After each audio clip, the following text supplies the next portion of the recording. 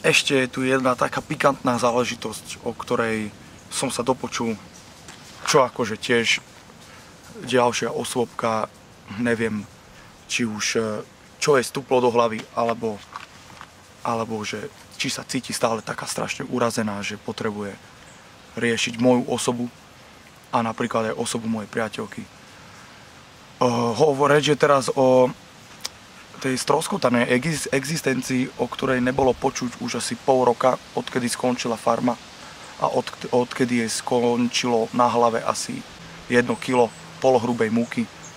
Hovoríme o tej beznadenej čiernovláske, ktorá sa vyjadrila neviem kde, že sa so mnou stretla pred môjim druhým projektom a že sme niečo spolu samozrejme mali. Väčšinu z vás to možno ani nezaujíma, ja cítim potrebu sa ale k tomu vyjadriť, pretože to je ďalší bullshit. Táto pani, táto slečna, ak to je teda slečna, lebo vznikli tu aj dohady, že by to mohol byť aj muž, tak táto pani jednoducho naozaj si nedáva servítky pred ústa, trepe, čo sa jej zachce. Volala na internetový portál, že sa so mnou stretla a že niečo sme spolu mali.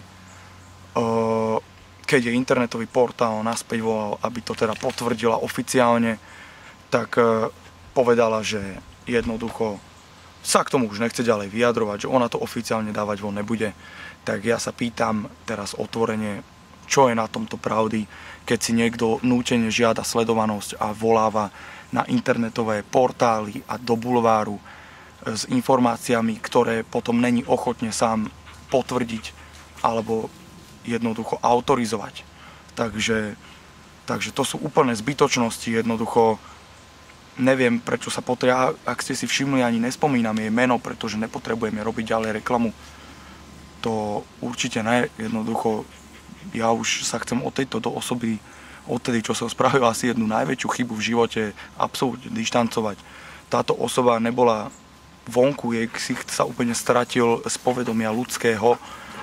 Ľudia si ju zapamätali iba tak, jak si ju zapamätali, na tom asi niečo bude pravdy. Takže toľko k tejto pikantnosti, k tomuto pikantnému čili výmyslu, ktorý vyšiel z týchto špinavých úst. Taký môj odkaz, že prosím ťa, buď kľudná, rieš si svoje veci, rieš si svojho 7-čkového bavoráka, svoju X6, svoj 800-eurový byt, rieš si svoje záležitosti, rieš si čo len chceš, len nerieš moju osobu, prosím ťa. Ja už nechcem s tebou nič mať. Dúfam, že to teraz pochopíš. To by bolo celkom fajn. Takže díky moc.